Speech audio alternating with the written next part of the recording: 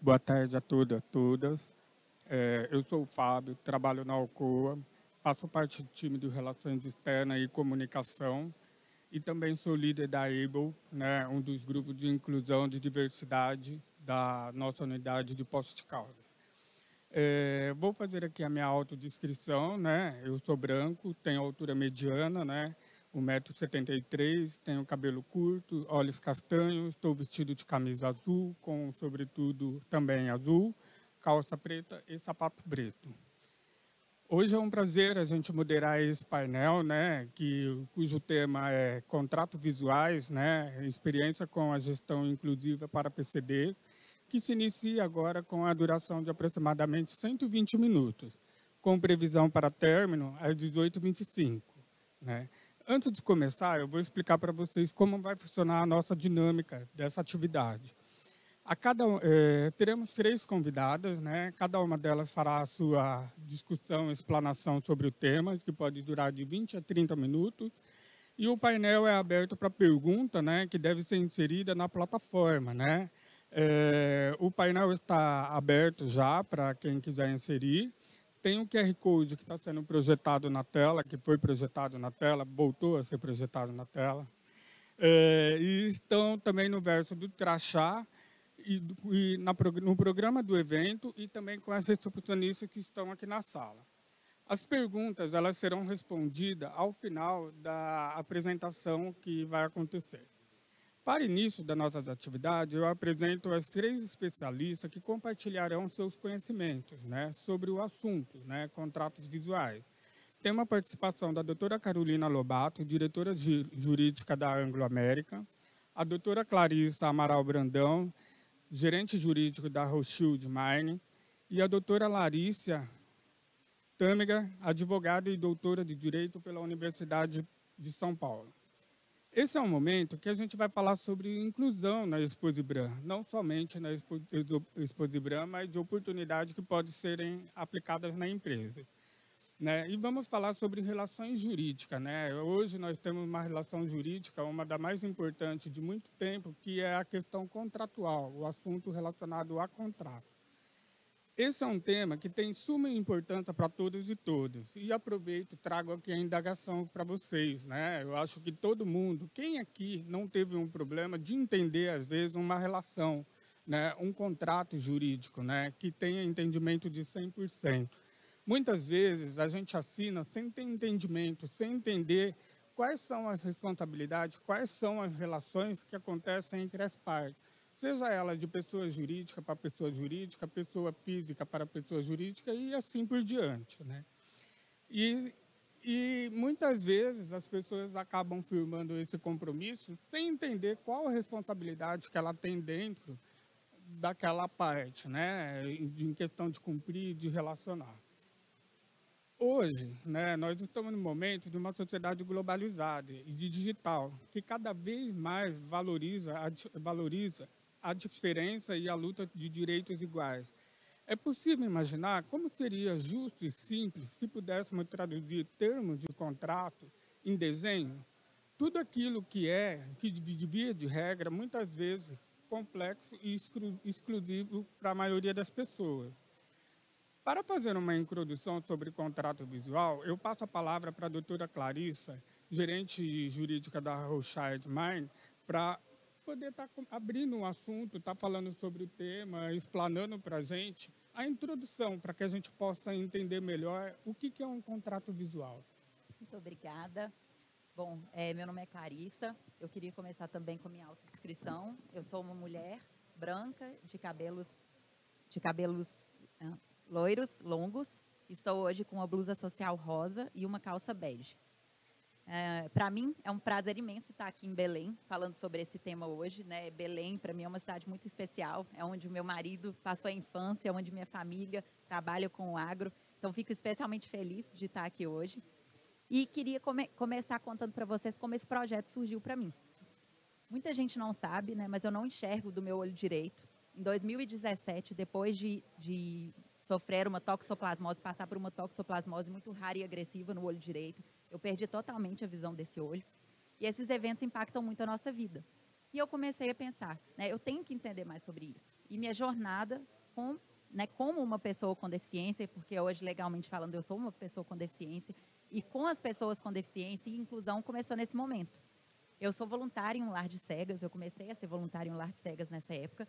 E como que você é voluntária em um lar de cegas, né? Você acompanha elas no médico, você acompanha elas para fazer compra, você estuda com elas, porque definitivamente o sistema educacional brasileiro não está preparado para lidar com pessoas, né, com deficiência. E você lê contratos para elas assinarem. E quando eu parei para ler um contrato de trabalho para uma das deficientes visuais, né, que eu sou voluntária, hoje em dia muito amiga nesse lar, me trouxe um contrato, eu comecei a pensar, gente, todos os dias eu escrevo contrato, eu sou uma advogada, e eu não faço um contrato que está preparado para o meu interlocutor ler e entender. Isso é muito forte, porque eu acho que nós, advogados, né, uma das nossas principais funções é garantir direitos. Então, como a gente está garantindo direitos quando eu tenho documentos extremamente exclusivos? E aí, quando eu falo exclusivos, né, eu falo documentos extremamente complexos, escritos em uma linguagem muito complexa, que ninguém lê, que ninguém consegue entender, como o Fábio bem colocou, né, no início da fala dele, que vem de uma estrutura tradicionalmente carregada com Time News Roman 12 justificado, Arial 12 justificado, totalmente despreparado, né, para as pessoas que possuem, que são neurodivergentes entenderem. E aí, nesse contexto, é que surgiu a ideia dos contratos visuais. Né? O que são os contratos visuais? E audiovisuais, aqui eu quero até fazer uma inclusão, né? Não só visuais, mas audiovisuais. São contratos que buscam justamente trazer essa inclusão e essa acessibilidade a esses documentos. Então, não é só sobre figuras, como muitas pessoas podem pensar, colocou uma imagem lá, a gente tem um contrato visual. Não, não é sobre isso. É sobre a aplicação de várias técnicas de design inclusivo, né? E aí a gente tem que estudar muito esse tema para construir um documento desse, tem muito estudo por trás, que vão compor o documento para que qualquer pessoa, independente, né, de gênero, nível educacional, que é uma outra coisa que a gente vai falar um pouco mais à frente, né, ou uma deficiência física ou neurológica, por exemplo, consigam entender. É um documento, pessoal, e aí só trazendo um pouco do que é o contrato visual, né? É um documento que ele reúne várias técnicas de design inclusivo. Então, ele, por exemplo, né, ele é todo feito para que pessoas neurodivergentes consigam entendê-lo. E aí, quando a gente está falando disso, são 5 palavras por frase, 5 frases por parágrafo. A linguagem tem que estar justificada à esquerda. A gente precisa de figuras para complementar a parte escrita, para a pessoa bater o olho na imagem e conseguir entender do que a gente está falando. A gente tem uma série de técnicas, né? O áudio. E aí, quando a gente traz essas técnicas, não apenas as pessoas, né, com deficiência ou as pessoas, né, dentro desse grupo neurodivergentes ou com deficiência visual conseguem entender o documento, mas todos nós, seres humanos, porque somos neurodiversos. Né? O nosso cérebro ele sempre vai funcionar diferente um do outro. Não existe uma regra, né, quando a gente está falando de ser humano. E existem vários estudos que comprovam que quando você apresenta diferentes representatividades de um conteúdo para uma pessoa, ela consegue entender e gravar melhor esse conteúdo. Então, todos nós, né, independente de qualquer característica que tenhamos, se a gente lê, né, vê uma figura e escuta um áudio sobre um conteúdo, definitivamente, comprovadamente, por vários estudos, a gente vai conseguir entender melhor aquele conteúdo e gravá-lo melhor. Então, os contratos visuais, eles dizem muito sobre isso. Né? E aí, eu acho que vale a pena a gente até fazer um parêntese, né, para falar que a gente, né, hoje, tradicionalmente, os contratos ainda são muito exclusivos, mas muito já se avançou nesse tema. A Carolina e a Larissa vão trazer exemplos aqui que mostram que muitas das empresas, né, já estão olhando para isso com um olhar diferenciado e que a gente vai, né, conseguir desconstruir esses muros aos poucos, justamente para poder trazer essa igualdade que a gente está falando. Como o Fábio comentou, né, quem nesse auditório nunca assinou o contrato? Eu tenho certeza que se a gente perguntasse para cada um de vocês aqui, todo mundo ia responder que já. Porque o ser humano assina contrato o tempo todo. Seja o contrato de financiamento imobiliário, seja o contrato de trabalho, né, seja o contrato de internet, aqueles termos e condições gerais que a gente nem lê ou lê, não entende nada e marca ok só para assinar e ter a internet em casa. Né, isso todo mundo faz. E é muito grave a gente não entender o que a gente está escrevendo. É muito grave a gente não entender com o que a gente está se comprometendo. E aí eu volto aqui àquela reflexão inicial, né? Nós, não só advogados, mas todos nós, né, estamos aqui como representantes de um setor. Isso é muito significativo. Todos nós temos o papel de trazer inclusão e de trazer, né, a diversidade para dentro do nosso segmento. Então, eu acho que a reflexão que fica aqui, né, muito mais do que tudo, a gente tem que começar a pensar nossos processos, e aí cada um dentro do seu quadrado, eu como advogada, Fábio como, né, comunicadora, as pessoas de gestão de RH, os operadores das empresas quando eles vão falar de segurança, para ter uma inclusão by design. É começar o processo já pensando em inclusão. É começar aquele processo pensando no meu interlocutor, no usuário final, e de como eu vou conseguir fazer com que ele entenda aquela mensagem. E só para finalizar a minha fala aqui inicial e passar a palavra para a Carolina, mostrar os exemplos, acho que é muito importante a gente entender o contexto que a gente tem hoje no Brasil, né, pessoal? Nós temos uma população de 24% de pessoas com deficiência no Brasil e 7 a cada 10 pessoas com deficiência estão fora do mercado de trabalho. Então, a gente tem que parar para se perguntar, a gente fala muito sobre diversidade e inclusão, mas até que ponto a gente está fazendo a nossa parte para verdadeiramente abraçar a inclusão, para trazê-la para dentro da nossa empresa. E eu acho que um bom começo é o início da relação, né? É o início da relação que a gente tem com qualquer pessoa, por exemplo, quando ela entra na empresa, o contrato de trabalho, o processo seletivo. E para trazer um pouco sobre esse tema e mostrar na prática como ele já acontece na Anglo American, eu passo a palavra para a Carolina. Obrigada, Clarissa. Boa tarde, pessoal. Meu nome é Carolina, sou diretora jurídica da Anglo American.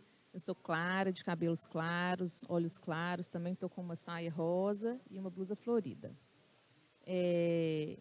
Vamos lá. Eu trouxe uma apresentação para mostrar na tela e vocês entenderem exatamente do que a gente está falando quando a gente fala dos contratos visuais, né?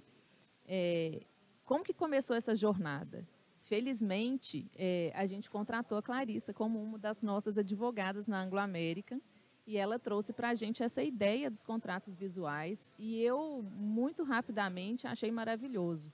E um dos meus pontos de endereçamento era a questão da justiça, porque eu acho que é muito injusta a forma como os advogados fazem os contratos e o seu dia a dia, né? Porque a gente faz para a gente mesmo entender.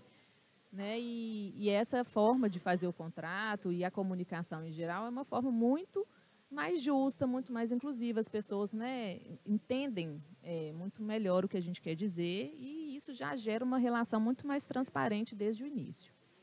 Então, a gente começou a nossa jornada pelo legal design, pelos contratos visuais, muito pensando nisso aí. Como que a gente poderia ser mais justo, né, trazendo as comunidades, os fornecedores, os empregados, a sociedade como um todo, para o mesmo pé de igualdade. Né? Então, quando a gente, Anglo American, com advogados sofisticados, estudados, vai fazer uma relação com um fornecedor local, com uma comunidade local, ou contratando um empregado, como que a gente pode fazer isso de uma forma justa? Como ele vai se realmente sentir que ele entendeu as informações e as condições que ele está aceitando. Né? Então, a gente pensou muito nisso. E aí, para começar um pouquinho de estatística aqui, a Clarissa já deu alguns números, mas só para a gente ilustrar, né? 96% das pessoas entendem que os contratos podem ser simplificados, né? Inclusive nós, advogados. 29% dos brasileiros são analfabetos funcionais. 46% dos brasileiros de 25 ou mais não completou o ensino fundamental. 65% dos empregados da Anglo American não possuem um diploma universitário. Então, esse é o nosso público, né? Como que a gente pode contratar 65% dos nossos funcionários com um contrato que eles não vão entender? Ou como que a gente pode engajar com os fornecedores locais, que a gente tanto preza por essa relação, com uma pessoa que não tem um advogado, que não vai entender o que eu estou fazendo com ele, né, de negócio. Então, esse é o nosso contexto. Muitas pessoas assumindo, né, obrigações e contratos que eles não conseguem compreender. E aí a gente quis fazer uma solução muito mais justa e trazer para cá, né, um pouco dessa inovação dos contratos, a inclusão e a diversidade e a segurança jurídica. Essa é uma relação que tem todo o sentido para a gente quando a gente olha, né, o que a gente busca para o futuro, uma relação próxima com a comunidade, né, realmente de transparência, que quer a sustentabilidade do relacionamento. A gente vai ficar naquele território por 50 anos, né? Então a gente quer construir relações duradouras que realmente são justas e, enfim, fazem sentido, né? Esse é o framework de cultura da Anglo, só para mostrar como que isso caiu exatamente como uma luva, né? Quando a gente trouxe isso para dentro da empresa e quis começar com essa iniciativa. Então, na base dos valores, a gente tem cuidado e respeito, né, que eu acho que é, de fato, um ponto que né, traz os contratos visuais e toda essa forma de transparência para dentro da empresa. E aí a gente tem lá em cima o propósito, que é reimaginar a mineração para melhorar a vida das pessoas. E aí eu não consigo ver diferente, né, como que a gente não abraçaria essa iniciativa e colocaria ela em prática. Então, sem perguntar muito o que as pessoas achavam, eu abracei e a gente começou a fazer e a gente elegeu o primeiro contrato, que era o contrato de trabalho, né, para começar a fazer o piloto do programa. Aí falando um pouquinho, né, do uso do design da tecnologia, alinhado ao conteúdo e às pessoas, buscando mesmo essa relação muito mais próxima e sustentável em geral. Eu trouxe um vídeo para a gente ver o antes e o depois do que eram os contratos e o que a gente fez eles virarem, né? Então tá aí o vídeo.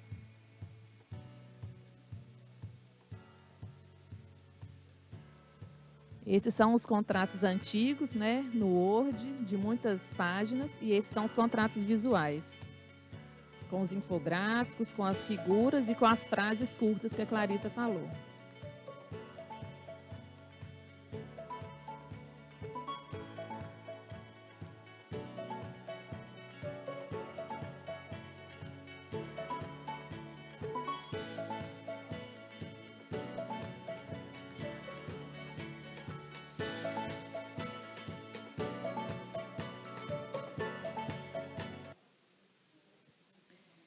E aí, logo depois que a gente implementou os contratos de trabalho, a gente fez uma pesquisa de satisfação para ver como que os funcionários tinham recebido, né, essa iniciativa. Então, 96% das pessoas ficaram muito felizes, né?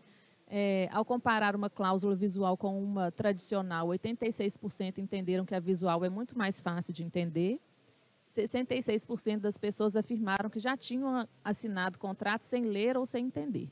Então, é aquele negócio que a gente falou, de linguagem difícil, desconhecimento de termos jurídicos, tamanho de documentos, e essas eram as principais queixas. Mas um ponto que me ganhou muito nos contratos visuais é que ele tira muito o juridiquês da relação. Então, quem me conhece sabe que eu não sou uma advogada de juridiquês, eu não falo esses termos e, às vezes, eu nem conheço, porque eu faço questão de não conhecer. A gente está aqui para fazer o negócio funcionar, né, as relações funcionarem, e ele não agrega. Na verdade, nunca achei que agregasse. Então, ele de fato conversou comigo, porque essa é uma forma que eu sempre lidei com o jurídico, né, com a advocacia em geral. Então, para mim faz muito sentido, e a gente vai ver aqui o tanto que eles foram bem recebidos pela empresa, né? Então, assim, a gente começou com os contratos de trabalho, e aí, depois que todo mundo entendeu, né, todo mundo que eu falo, os outros diretores e os outros gerentes, eles começaram a entender o tanto que aquilo ia ser legal e aplicável para todas as outras iniciativas. E aí a gente começou a fazer acordo sindical, os contratos, aí assim, de fornecedor a gente começou com as inovações, os contratos de inovação, porque a gente sabia que era uma turma que ia receber melhor, então a gente começou com eles. Aí a gente achou justo, porque era uma relação muito díspare em termos de conhecimento jurídico mesmo, as aquisições fundiárias, por exemplo. Então, os contratos de cessão de direitos possessórios e tudo mais, a gente começou a fazer nessa linguagem também. Hoje, a gente já está fazendo políticas globais no formato visual, e a gente já está pensando em fazer os checklists operacionais no formato visual, porque a gente entende que os nossos operadores, quando leem aquele monte de letra lá no checklist antes de fazer uma operação, muitas vezes não tem conhecimento e entendimento do porquê ou o que exatamente que é isso. Ele só dá um cheque lá, enfim, né? E se a gente puder ensinar a política e fizer o checklist num formato visual, a gente está endereçando a questão da segurança também operacional, né? Então, a pessoa vai estar fazendo aquele checklist, entendendo o que ela está fazendo e tudo mais. Então, a gente começou a expandir esse uso. O próprio sindicato pediu para fazer um acordo coletivo com esse modelo. E agora a gente vai fazer também o primeiro grande contrato complexo com a Metso, que pediu para a gente fazer um contrato visual. E a gente ficou até meio preocupado, porque vai ser realmente um contrato complexo. É um contrato grande, né? E um contrato regional, Latam, que vai pegar Chile, Brasil e Peru. Então, um contrato bem mais robusto. Mas eu tenho certeza que, assim, só de tirar o juridiquês, diminuir o tamanho das frases, né, endereçar de fato o que a gente está querendo e tirar aquela, né, aquele tanto de coisa que não serve para nada, a gente, de fato, vai ter um contrato mais enxuto. Então, se eu puder pegar um contrato de 25 páginas e fizer ele virar 12 no modelo visual, eu acho que a gente já vai ganhar tanta coisa, né? Assim, o gestor do contrato que está ali todo dia, ele vai conseguir gerir aquele contrato entendendo o que ele está fazendo, né? Então, eu acho que vai ser muito legal. Essa foi uma jornada que a gente começou, então, com os contratos de trabalho, e a gente já está hoje, assim, muito mais longe do que isso. E aí, são agora um vídeo com esses outros modelos que a gente acabou desenvolvendo.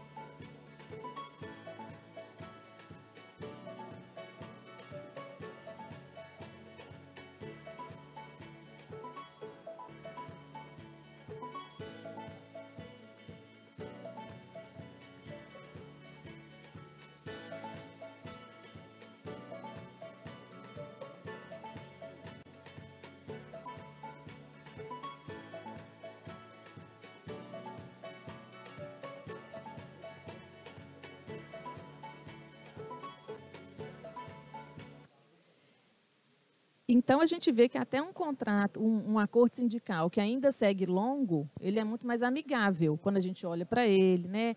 A linguagem é muito mais simples e as pessoas conseguem, de fato, procurar entender ali onde que elas acham cada cláusula, cada direito que eles têm, cada dever também, né? Então, os próximos passos, de fato, são continuar, né? E eu fico feliz da Clarissa estar aqui para ver o filho que ela deixou lá, como é que ele cresceu, deu vários filhotinhos. E hoje eu nem acho mais que isso é um assunto de contratos visuais, né? Eu acho que é muito mais um design que a gente está entendendo que ele faz sentido na comunicação e no endereçamento, né? De qualquer informação que a gente queira compartilhar. Dessa relação que eu acho que parte da gente como uma empresa grande, com capacitação e sofisticação, mas que tem suas relações tão diferentes com pessoas de níveis tão diferentes, né? Então, a gente, de fato, quer continuar e eu acho que isso endereça o nosso propósito de reimaginar a mineração para melhorar a vida das pessoas, porque, de fato, agora todo mundo entende. E aí eu vou falar só um pouquinho da nossa inclusão e diversidade, como que a gente tem feito, né, outros trabalhos e como que o contrato visual ele casou dentro do nosso programa de inclusão e diversidade. E aí tem alguns dados aqui. Eu não vou passar mais vídeo, mas eu vou falar dos dados. E vou falar aqui dos dados um pouco do que a gente tem feito e um pouco dos nossos números. Eu gostaria de ter números muito melhores, e isso é fato. Eu acho que depois do nosso painel aqui, que o presidente da Anglo América também estava participando aqui, das 14h, a gente viu que a gente tem uma longa caminhada pela frente, que a gente já começou e que, lógico, né, a gente tem que olhar para trás e ficar orgulhoso de tudo que a mineração já tem conquistado nos últimos anos, mas a gente tem números que ainda mostram que a gente tem muito espaço para crescer. Mas hoje a gente já tem algumas ações afirmativas e iniciativas que estão tentando endereçar e trazer para mais perto da gente, né? Assim, e os números, que a gente tenha números melhores em tudo e pessoas mais diversas dentro da nossa empresa, trabalhando, tomando as decisões e com um ambiente muito mais justo e confortável para todos. Então, a gente já teve alguns programas com 36% de vagas com foco em raça, 50% com foco em gênero, a gente tem 0,3% em LGBT e PCDs. LGBT, especificamente, eu acho que é mais difícil, porque ainda é uma área que, para a gente da Anglo América, a gente vê uma adesão até no grupo de afinidade bem mais tímida, né, bem mais devagar. Então, a gente tem tentado aprender um pouco mais de como atingir esse público e, de fato, trazer isso para nosso conhecimento. Eu acho que esse número é baixo em relação à realidade, que provavelmente é muito maior, mas a gente ainda tem muitas dificuldades, até das pessoas preencherem os relatórios e os censos, né, de diversidade. No nosso programa de trainee, a gente tem 70% das vagas destinadas para as mulheres. A gente fez o programa de desenvolvimento de mulheres, que nos últimos 4 anos, que endereçou aí mais de 350 mulheres, como mulheres que fizeram esse programa, que foi muito legal, que faz um empoderamento feminino, que trata alguns pontos específicos que a gente acha importante para que elas queiram ficar e queiram crescer também na carreira, né? Entendam que a Anglo é um lugar que vai abraçar todas essas diferenças e que tem espaço para tudo. 60% aí das soldadoras, né, já também contratadas nas operações. A gente fez um programa específico para a capacidade técnica de soldadoras, então esse foi um programa super legal. 36% de mulheres mapeadas no plano de sucessão em cargos de liderança, o que para mim, quando a gente olha, parece pouco, mas se a gente olhar o quanto era, já é muito bom, mas a gente quer ter mais de 50%, né? Porque se a gente tem 50% de mulheres no mundo, a gente tem que ter aí pelo menos 50% de mulheres mapeadas. Mas são passos, né? E eu acho que para mostrar o tanto que a caminhada ainda tem muito para acontecer, né? A gente fez a sala de amamentação, a gente fez o programa Família, que é um programa super legal, que endereça as famílias que estão ali recebendo um filho pela primeira vez, tanto adotivos quanto, né, naturais, e famílias homoafetivas e famílias de casais hétero, e endereça luto de famílias que perderam bebês, ou perderam crianças, ou perderam filhos mais velhos também. É um programa que eu nunca vi ser tão humano e tão completo. Então, aí tem um pouquinho do que é, né, essa formação de rede de apoio dentro da própria empresa, um pouco do do que a gente fez dentro dele, as rodas de conversa. É uma agenda extensa e reuniões online que ficam gravadas, as pessoas podem entrar, podem ver depois, e elas vão se conhecendo e compartilhando muito. E de PCD especificamente, é meu último slide, só para mostrar um pouquinho do que a gente fez, o que a gente, né, vai continuar fazendo aí para o futuro. A gente tem aí 6 pilares, né, de diagnóstico e consultoria, de desenvolvimento, qualificação externa, seleção, monitoramento e reconhecimento. E aí cada um desses pilares com várias iniciativas específicas para o público de PCD, né, além dos grupos de afinidade, que um deles é o grupo de PCDs, que a gente tenta endereçar com a participação de todos eles o que dói, né? Quais são os pontos realmente de dor, quais são os pontos que a gente pode melhorar, onde a gente está deixando passar alguma oportunidade, como a gente pode reter, como a gente pode desenvolver. E aí eu acho que é um dos programas mais ricos que a gente tem, que é de fato o de afinidade. Então é isso. Eu vou passar a palavra para a Larissa, que vai falar um pouquinho mais. Você quer fazer uma introdução dela?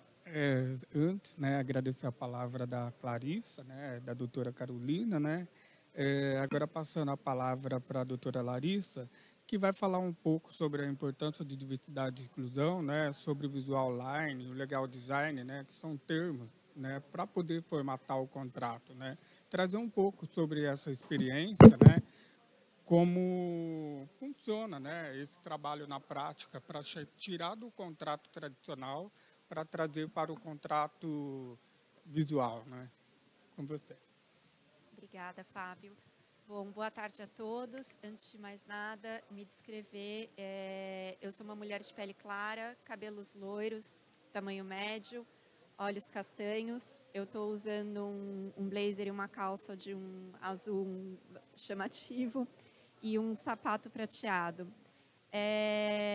Bom, acho que a Carol e a Clarissa já falaram um pouco, né, mas acho que é importante a gente dizer, linguagem jurídica é uma linguagem muito difícil, até mesmo para quem não é advogado. E aqui eu vou contar um caso pessoal. Quando eu entrei na faculdade, sendo nome L, as salas eram divididas de acordo em ordem alfabética. E eram 2 salas no período noturno, e o corte era justamente no K. Então, logo no primeiro ano, o professor dividiu as turmas, fez alguns seminários, né? Dividiu turmas de seminário.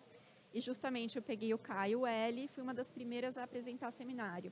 E eis que eu me deparei com esse texto, que eu acho que talvez não dê para ler, da Teoria Pura do Direito de Kelsen. E era a página 7, eu resgatei na internet essa página 7. E eu não vou ficar aqui lendo para vocês, mas ela é absolutamente incompreensível. E eu estava bastante desesperada na época, me disseram que existia um livro chamado Para Entender Kelsen. Né? Você tinha um outro livro que você comprava para você poder entender aquele primeiro livro que você deveria ler e fazer o seminário. Isso só para dizer um pouquinho para vocês que realmente o linguajar jurídico é um linguajar rebuscado, é um linguajar próprio, tanto que a gente criou até um nome para isso, né, o famoso juridiquês. E a maioria dos documentos jurídicos, ela segue esse padrão. É um padrão de inexpressividade gráfica, né? Então, sempre esses textos com a mesma fonte, com a mesma formatação, uma linguagem complexa, que é difícil de entender, às vezes, até para quem é advogado, e conteúdos muito extensos. É muito comum você ver contratos que têm mais de 20 páginas, petições, às vezes, que têm 50, recursos também. E isso contribui muito para dificultar o acesso aos documentos. Eu até trouxe um gráfico aqui que eu achei bastante interessante. Acho que o exemplo maior, a Clarissa tinha até comentado, né, sobre os termos e condições. Quem aqui efetivamente lê os termos e condições? Por exemplo, né, o contrato, os termos e condições da Microsoft, se alguém fosse ler o contrato inteiro, você demoraria mais de 1 hora para conseguir ler os termos e condições da Microsoft. E aqui a gente tem vários exemplos, né? Spotify, TikTok, Apple, até o mesmo do Instagram, que é o menor de todos aqui, demoraria 9 minutos inteiros para alguém ler. Tanto é assim que já foram feitas no passado, né? A gente tem algumas histórias, eu trouxe 2 aqui, de pessoas que inseriram cláusulas engraçadinhas no meio do contrato que ninguém percebeu. O primeiro caso foi dessa empresa GameStation, que uma das cláusulas dizia que a pessoa estava vendendo a própria alma para a empresa. E 7.000 pessoas concordaram em vender a alma para a empresa. Um outro caso, um pouco menos grave, essa PC Pitstop colocou uma cláusula que previa uma premiação para quem lesse aquela cláusula e mandasse um e-mail no e-mail que está indicado. Demorou, acho que mais de 5 meses para que alguém finalmente reclamasse esse prêmio, né? Ou seja, a prova maior de que ninguém lê os termos e condições. E aí a gente vem, então, justamente para essa questão do design, né? Como é que a gente consegue melhorar esse texto, como é que a gente consegue melhorar essa comunicação. E aí, pensando em design, muitas vezes a gente pensa em design como embelezamento, né? Como deixar alguma coisa um pouco mais bonita. Mas o design não é isso, né? Até uma diferenciação que eles fazem entre design e arte. O design, ele é voltado à comercialização. Então, para você poder comercializar alguma coisa que tenha design, ela tem que ter funcionalidade. Então, quando a gente pensa em design, tem essa frase do Steve Jobs que é bastante conhecida, né? Que ele fala, design não é apenas o que parece e o que se sente. Design é como funciona. De nada adianta você ter, por exemplo, um bule de chá que não tenha o bico. Então, a gente precisa ter um design que realmente vá funcionar. E aí eu trouxe aqui essa imagem de um livro que está disponível online, ele é gratuito, da Margaret Hagan. Ela é uma das pessoas mais conhecidas que fala de visual law. E ela fala justamente isso, né? Você tem o design, que é fazer com que fazer coisas que as pessoas queiram usar, a tecnologia e o direito, né? Para promover uma sociedade justa e para empoderar as pessoas. Tá, mas espera aí, como é que eu cheguei desse salto, né, de falar de um documento e falar de empoderamento, né? Que nem eu estava falando, justamente. Ai, desculpa. Quando a gente vai falar em visual law, a gente não está falando de deixar o contrato bonito. A gente está falando, na verdade, de ajudar as pessoas a entender as informações que estão dentro daquele contrato. E a gente usa, obviamente, elementos de design, como tipografia, layout, imagens, para auxiliar essa compreensão das informações. E o que isso traz para a gente quando a gente faz isso? A gente acaba tendo uma comunicação mais transparente e mais confiável. Peraí, como é que volta? Pronto. Quando a gente fala de contratos visuais e de empoderamento, o que eu estou querendo dizer? Quando você escreve um contrato de boa fé, pensando na pessoa que vai ler aquele contrato e querendo que ela entenda aquele contrato, você vai ter cada vez menos chances de ter atritos advindos daquele contrato. Então, a pessoa leu, entendeu, compreendeu, é muito mais fácil de ela concordar com consciência. Quando você tem isso, você tem diminuição do número de conflitos decorrentes desses contratos. E aí você vai justamente em direção a um dos objetivos de desenvolvimento sustentável, que é justamente a questão da diminuição dos conflitos. E quando a gente fala de contratos visuais, existe toda uma forma de você desenvolver um contrato visual. Não é simplesmente que a gente, uma de nós pega algumas figurinhas, um emoticon, uma figurinha bonitinha e coloca no contrato para deixar ele mais bonito. Não, existe todo um racional por trás disso. E o principal racional, eu trouxe até essa figura, que é um mapa de afetividade, que é justamente para você entender a pessoa com quem você está falando. Porque de nada adianta você ter um contrato que é visualmente bonito se a pessoa continua a não compreender. Então, quando você começa a pensar, a escrever um contrato visual, você vai pensar o que essa pessoa escuta, o que ela fala, o que ela faz, o que ela pensa, quais são as dores dela, quais são as dificuldades que ela tem quando ela se depara com um documento com conteúdo jurídico. E aqui você começa a planejar como é que você vai fazer esse discurso para que essa pessoa de fato entenda. Porque no final é justamente isso, fazer contratos para que as pessoas possam entender eles, né? E aí eu trago aqui alguns exemplos bem-sucedidos de coisas que foram feitas usando justamente o Visual Law. O primeiro deles é um caso muito interessante que aconteceu em Nova York, chamado Vendor Power. Eles perceberam que muitos dos vendedores ambulantes eram imigrantes, muitos deles sem conhecimento até do idioma inglês, muito menos das leis, um número muito alto de multas, e multas às vezes muito pesadas, que as pessoas não conseguiam nem mesmo pagar. Então, o que eles fizeram? Eles juntaram essas pessoas, esses ambulantes, conversaram com eles para entender a dor deles, revisaram todas as multas, tem até fotos no site, é muito interessante, tem uma foto lá, o cara com todas as multas, e as multas impressas, olhando uma por uma, para entender qual era o grande problema. E aí eles criaram esse documento que é completamente visual. Até uma pessoa que não fale inglês, ela consegue entender isso. Estava até conversando com o Fábio antes, falei, se a gente quiser montar uma barraquinha agora em Nova York, a gente já pode, a gente sabe como funciona.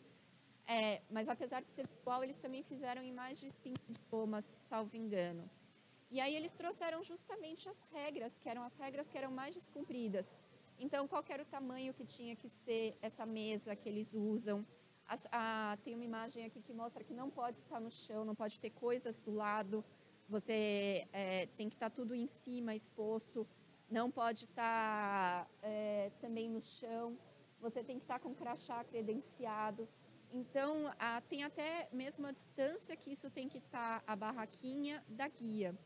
Então, isso aqui acho que é um exemplo muito bom de como o Visual Law pode ajudar e criar inclusão. Porque a partir do momento que você entende qual que é a regra, você consegue cumprir a regra. E cumprindo a regra, você tem o objetivo máximo do direito, de fazer com que todos nós possamos conviver em sociedade. Eu trouxe também alguns exemplos. A Stefania Passera, ela é finlandesa. Ela também é uma outra pessoa bastante conhecida de Visual Law. E aí no site dela, ela tem, por exemplo, esse documento a respeito de privacidade e proteção de dados. Quem aqui não se deparou, quando começou a LGPD, com um monte de documento da área jurídica, falando de privacidade e proteção de dados. Às vezes até quem é do jurídico não entende, porque eu sou do tributário, não sei o que é essa história aí de proteção de dados, operador, controlador, não estou entendendo muito bem. E aí você tem uma forma muito mais simples, muito mais direta, objetiva, de transmitir essa mensagem. Eu trouxe aqui outros exemplos da Estefânia também. O primeiro, vocês podem ver que, na verdade, nem tem imagens. É só uma questão de diagramação, de formatação, de trazer a atenção para os títulos. Isso torna o documento muito mais fácil de ser compreendido. No segundo, né, ela traz a questão a respeito de quando é que a carga é entregue e quando é que a responsabilidade deixa de ser da pessoa que está entregando aquele bem e passa a ser da pessoa que está recebendo aquele bem. Né? Quantas vezes nós, advogados, ainda mais trabalhando na indústria da mineração, já não passamos por essa situação de discutir, né? Mas esse aqui é FOB, o quê? Né? Quando é que passa a responsabilidade para mim, quando é que deixa de ser? E aí ela tem uma terceira cláusula também falando sobre termination. E vocês podem ver, ela não é completamente com figuras, com imagens, mas só o fato de você ter as colunas, as cores, isso já facilita a visualização e já melhora também a compreensão do texto. E aí, trazendo um pouco do exemplo, ele não vai só para a questão de contratos, né? A gente tem também a questão de processos judiciais. Não sei aqui quem é advogado ou quem já mexeu com processo judicial, mas às vezes você tem que explicar para o juiz como é que as coisas funcionam. Né? O juiz, que na verdade é aquela pessoa que conhece a lei, é o conhecedor do direito. Quem nunca ouviu a expressão não desenha para eu poder entender. Então, às vezes, desenhar facilita. Né? A gente tem aqui um exemplo de colunas, não sei se todo mundo conhece, mas quando você vai para o STJ, uma das hipóteses que você pode levar recurso é dizer que um outro tribunal julgou de forma diferente. Mas você tem que mostrar que esse caso, chamado de paradigma, ele tem semelhanças, né? Mas, ao mesmo tempo, a decisão final foi diferente. Então, aqui um exemplo de como você trazer isso de uma forma muito mais compreensível. O advogado, geralmente, né, meus anos de contencioso, você ia lá e escrevia, não, porque no meu caso concreto aconteceu isso, aí no caso paradigma, o excelentíssimo ministro, relator, decidiu tal e tal coisa, copia e ementa. E aqui é uma forma muito mais fácil de visualizar e ter a certeza de que a pessoa que vai julgar o seu caso vai ler. Uma outra hipótese, um outro exemplo também que eu achei super interessante é esse infográfico a respeito dos recursos relacionados a esse caso. Né? Quantas vezes a gente que é advogado sabe que você tem o agravo regimental nos embargos do agravo do recurso especial.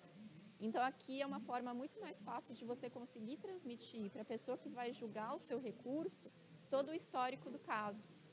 E aí, para terminar, uma questão que acho que é bem corriqueira da vida de qualquer um, né? Acidente de trânsito. É muito mais fácil você ter uma imagem mostrando como o acidente ocorreu do que você ter um parágrafo super extenso explicando que o carro vinha na via no sentido, o outro carro vinha no outro sentido. A imagem, né, não é por isso que falam, a imagem vale mais do que 1000 palavras.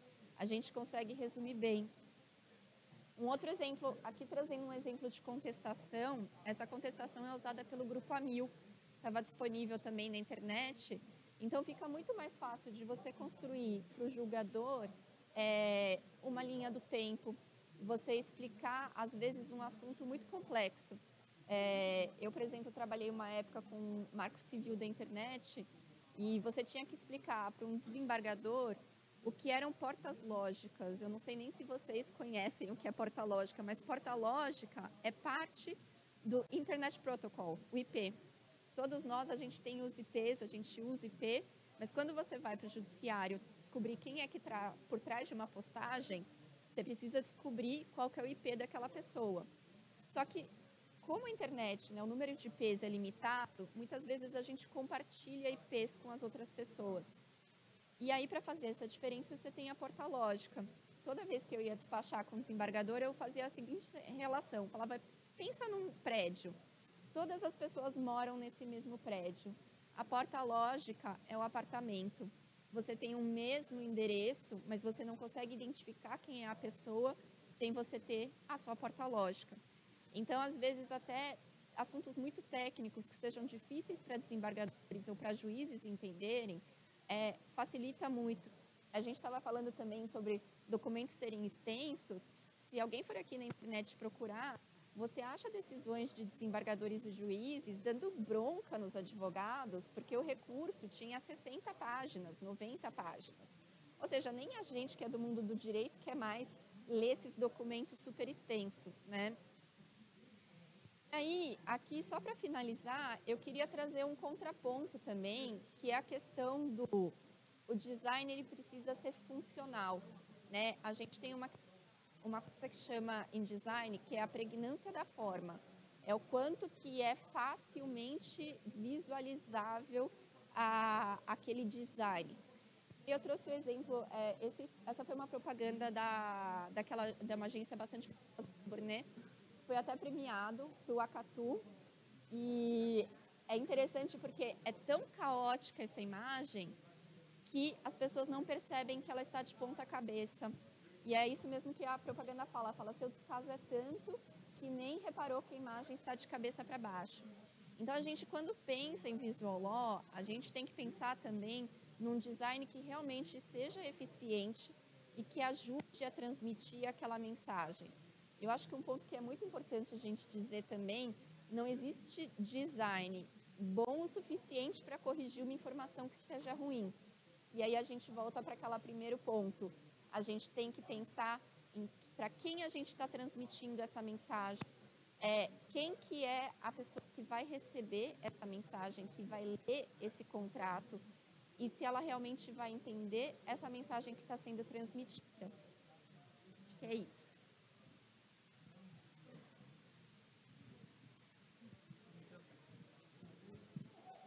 Só comentando sua fala aí, Larissa, e também da Carolina, eu acho que assim, né, os contratos visuais e os documentos visuais, como a Carolina falou hoje, a gente não fica mais limitado aos contratos, eles dizem muito sobre empatia, que é justamente você se colocar no lugar do outro, como o outro é, com as características que ele tem, né? E aí essa pessoa ela vai conseguir receber a mensagem. E isso traz não só inclusão, né, gente, mas isso traz eficiência operacional, porque o cara lá da operação vai conseguir entender o manual de segurança, então ele não vai sofrer um acidente. Isso diz respeito à gestão de contrato, porque nós temos gestores de todos os níveis educacionais, como a Carolina bem trouxe os dados da Anglo-América, né, outros com disfunções cognitivas, que vão precisar gerir contratos e tendo a informação ali de forma mais clara, eles vão fazer isso de forma mais eficiente.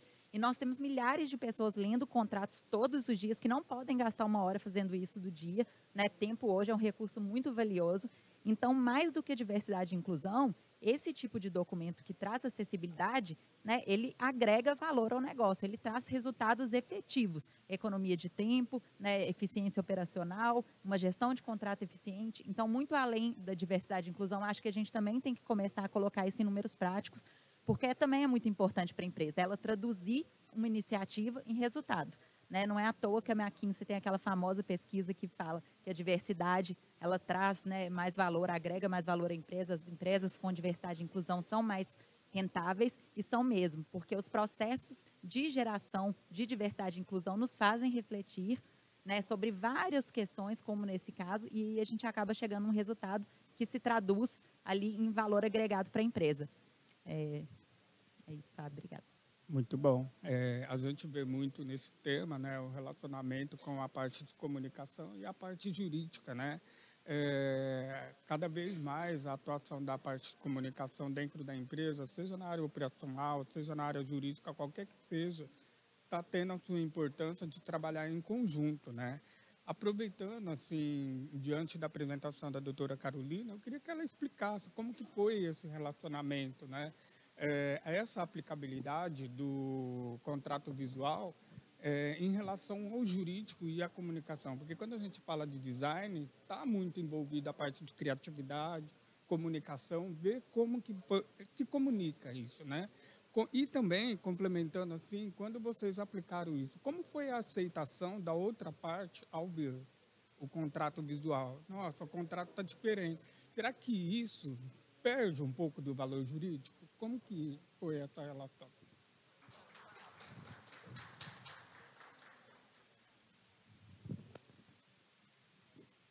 O que aconteceu foi um pouquinho do que eu falei rapidinho no início, que a gente não exatamente perguntou para todo mundo se todo mundo adorou o modelo, né? Eu vi o modelo, a gente trabalhou no modelo, eu e Clarissa contratamos uma consultoria especializada nisso para fazer todo o desenho e tudo. E aí a gente pensou, qual área seria a primeira que aceitaria melhor, né? E qual o público que a gente quer atingir primeiro pela urgência do atingimento do público. E aí a gente pensou nos trabalhadores e no RH como parceiros que a gente entendeu que aceitariam de forma realmente mais fácil. E aí depois que a gente fez e que realmente todo mundo viu feito, né? E aí a gente fez a primeira rodada de pesquisa de satisfação e a gente viu que as pessoas gostaram do resultado, aí a gente começou a ter uma aderência maior e as áreas começaram a pedir para a gente aplicar.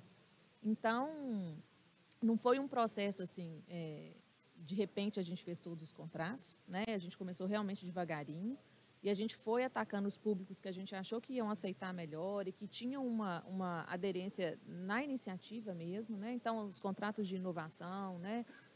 Os contratos com os vendedores de terra, que são pessoas que normalmente não têm advogados do outro lado, né, junto com eles, e que assinam qualquer documento sem lei e tudo.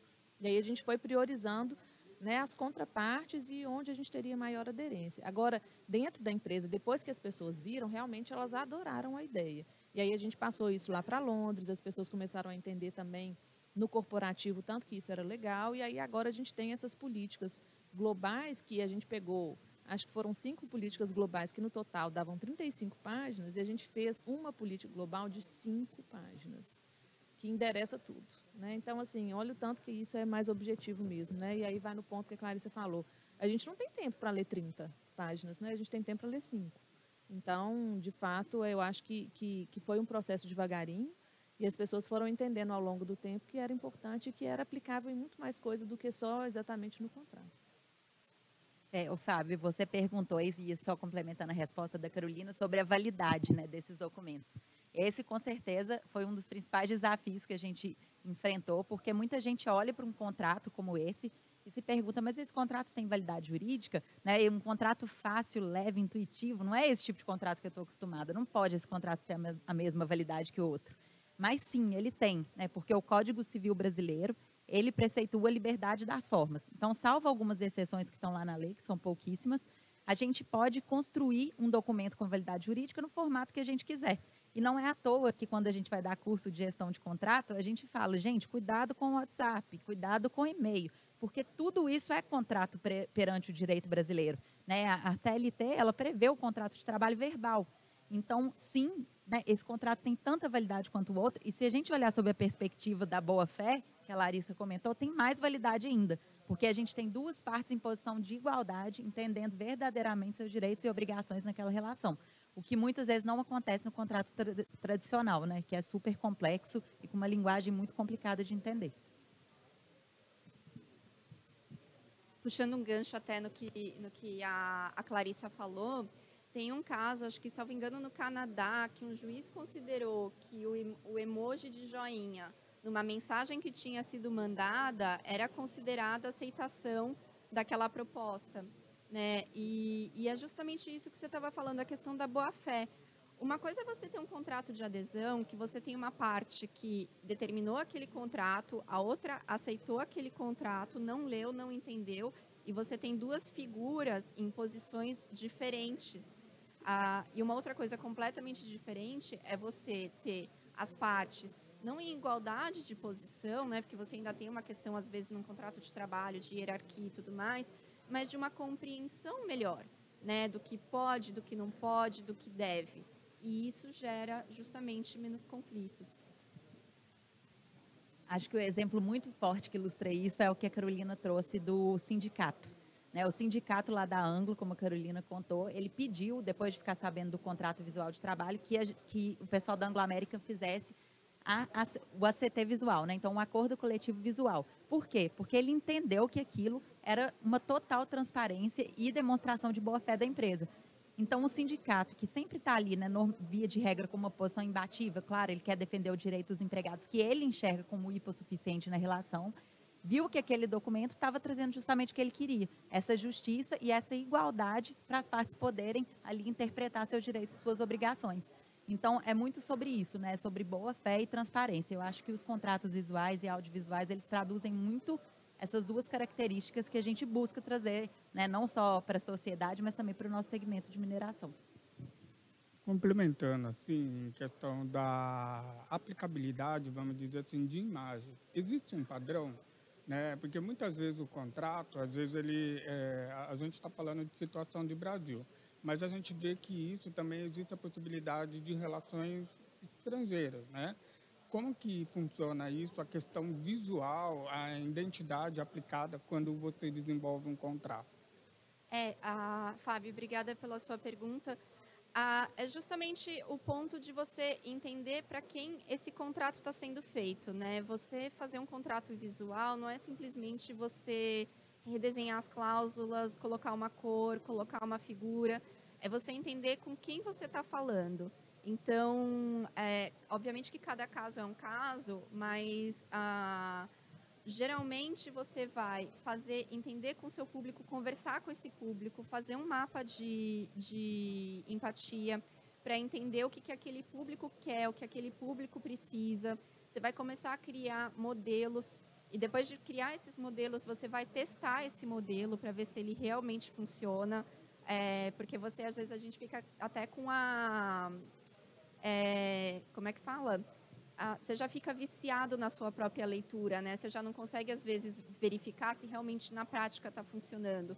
Então, você tem também rodas de testar e, se não funcionar, começar tudo do zero.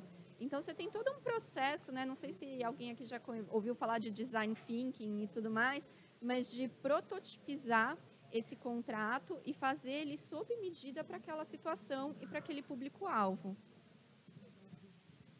E complementando o que a Larissa está falando, um ponto muito importante quando a gente vai construir um documento visual é a representatividade.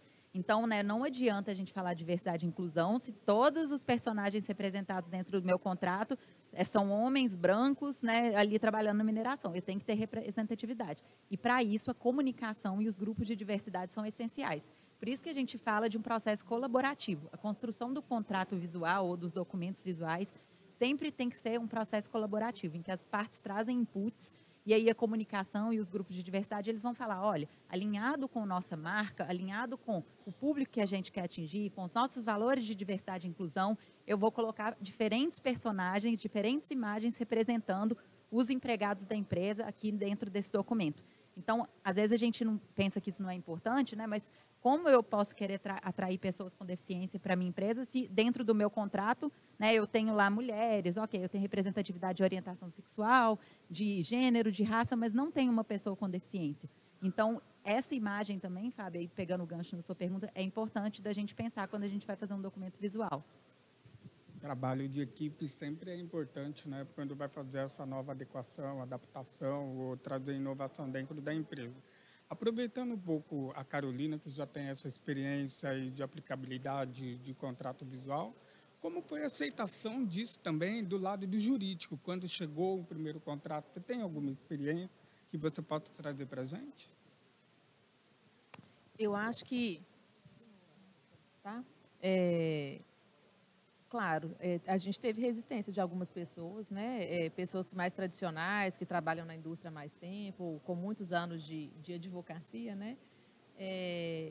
Mas eu acho que depois elas foram entendendo mesmo. Eu acho que é um processo de ver para crer, né? Depois que as pessoas veem e vão ler o contrato, elas vão falar, nossa, óbvio que isso aqui é muito mais fácil, né? Claro que isso aqui faz sentido. Então, teve alguma restrição, alguma coisa do tipo, não sei se funciona, não sei se vai decolar, mas rapidinho as pessoas foram entendendo que fazia sentido.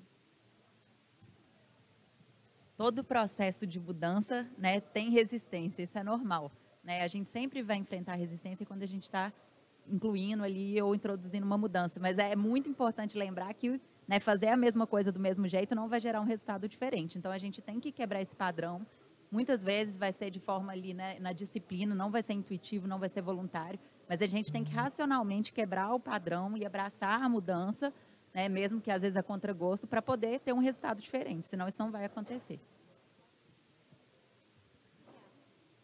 E até para complementar, eu acho que é importante dizer que para o próprio jurídico isso é benéfico, né? Porque a partir do momento que as áreas entendem melhor as cláusulas, elas vão conseguir negociar melhor com o fornecedor, com o parceiro, sem ter que recorrer tantas vezes para o jurídico, né? E não só falando de contratos, outras formas de tecnologia, você ter chatbot com respostas prontas. Isso desafoga o jurídico, muitas vezes, de demandas que são, inclusive, repetitivas e permitem que o jurídico tenha um trabalho que seja mais, né, a parte mais refinada e não aquela parte que é sempre a mesma pergunta. O chatbot que eu falei, né, é como se fosse uma caixa de diálogo que você já tem, por exemplo, respostas prontas para as perguntas que as pessoas sempre fazem. Você consegue ter uma folga para o jurídico para ele poder focar nas questões que são, não vou dizer mais importantes porque todas elas são, mas que requerem uma atenção maior. Dentro da ferramenta de contrato visual, além do contrato visual, quais outras ferramentas legais, legal design, que estão disponíveis para a equipe jurídica?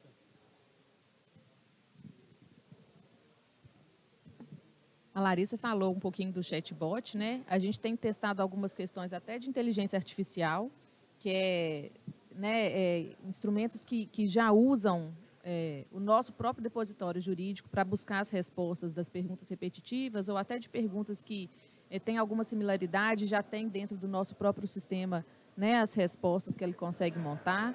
Eu acho que o uso de dados de forma inteligente, o uso de ferramentas que mostram qual que é a tendência daquela ação, para ela se a gente vai ter ganho de causa ou não, qual que é o melhor momento de fazer um acordo, nesse momento do processo, qual que é a possibilidade de você ganhar ou perder, e aí qual o valor que você poderia fazer um acordo que seria mais benéfico para a empresa. Então, hoje a gente tem todas essas ferramentas já funcionando, que mostram para a gente o uso de dados de forma mais inteligente, que diminuem o uso do nosso tempo para tarefas repetitivas ou tarefas assim de simplesmente juntar dados e somar valores, para a gente poder simplesmente tomar uma decisão com base em dados já selecionados pelos sistemas, né? KPIs de jurídico, qual que é a performance, qual que é o número de consultas que essa equipe faz, qual que é o prazo de resposta, se a gente está indo bem, se a gente está indo mal, quanto tempo a gente está demorando para fazer um endereçamento de um novo contrato ou de alguma coisa nesse sentido. Hoje a gente tem usado todas essas ferramentas, né, de tecnologia, de legal design também para esse tipo de finalidade. Então, dentro lá do jurídico da Anglo-América, a gente tem pelo menos umas 6 iniciativas que a gente começou a fazer junto com os contratos visuais para endereçar tanto essa questão de dados, de tomada de decisão, de segurança, de valores que fazem sentido ou valores que não fazem sentido, quanto que isso traz de economia, quanto que isso não traz de economia, para a gente realmente poder tomar decisões embasadas e estratégicas com o nosso tempo, e não gastar o nosso tempo para poder montar todos esses números para a gente tomar as decisões. Eu acho que para a gente finalizar o nosso bate-papo aqui, eu gostaria que vocês, cada uma de vocês, pela experiência que tiveram, né, de trabalhar com esse tema que ainda é novo, né, vai ser desenvolvido, qual a perspectiva de vocês em relação ao futuro, em relação a esse tipo de trabalho e a questão de inclusão e diversidade? Olha, eu acho que o uso da tecnologia, né, e dentro do jurídico como legal design é um caminho sem volta. Acho que vai mudar radicalmente o trabalho dos advogados daqui a uns 5, 10 anos, porque a gente não vai mais ficar fazendo contratos repetitivos, nem nada disso. Eu acho que os sistemas já vão trazer os melhores contratos com as melhores cláusulas e aqueles advogados ali vão ter outras funções.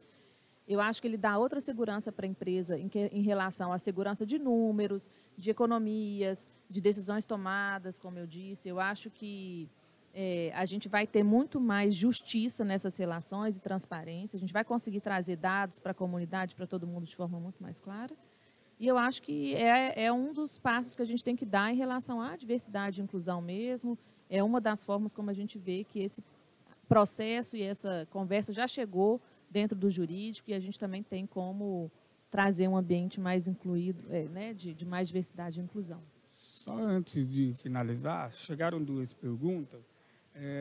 a pergunta do Luiz Carlos, né? Ele pergunta aqui: o nosso judiciário está preparado para ler e aceitar esse novo formato de contrato, já que muitos juízes ainda falam apenas em juridiquês? Até mesmo uma pergunta que foi apresentada, se vocês quiserem complementar um pouco isso, né? Porque o relacionamento, quando você faz essa análise de contrato, às vezes é um termo, né? Há uma negativa, há uma volta de uma petição inicial, e isso é ruim, né? E quem que poderia... Bom, vou só iniciar aqui a fala, Larissa, já te passo, mas respondendo a pergunta, é sim, o nosso judiciário está preparado e isso é comprovado efetivamente em pesquisas.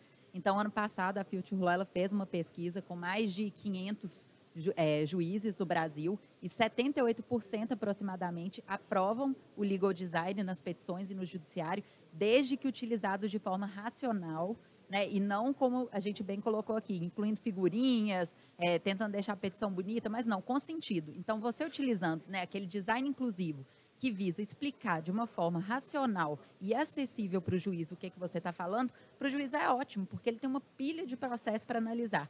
Né? Se você puder levar para ele a facilidade, então um vídeo, né, um áudio, os juízes eles vão abraçar essa causa, né, com toda certeza, porque eles também buscam eficiência. Né? O nosso judiciário ele está assoberbado, ele também precisa respirar e precisa de eficiência que o contrato, né, que os contratos visuais e as petições visuais elas levam. Então, né, efetivamente respondendo, sim, comprovado por pesquisa.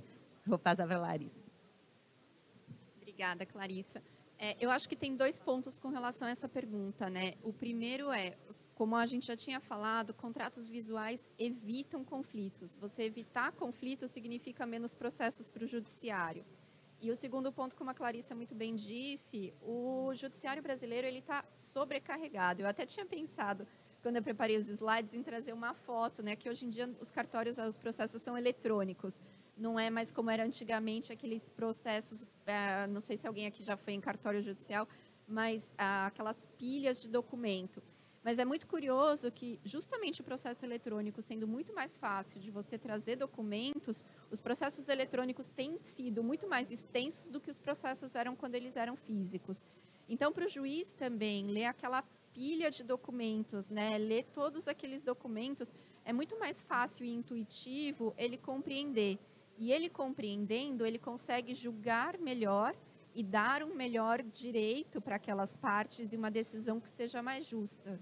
Então, acho que tem a pesquisa que comprova, mas pelo menos também da experiência que eu tive, sempre que eu conversei com juízes para explicar para eles alguma questão que era muito peculiar, que precisava de um entendimento um pouco mais aprofundado. E a gente sabe que muitas vezes os juízes não têm um entendimento técnico a respeito de determinados assuntos, né? E a gente tem que levar isso e explicar. E você ter um desenho, um fluxograma, uma explicação, para ele entender melhor e ele ter menos tempo para ter que analisar aquele documento, isso é muito favorável.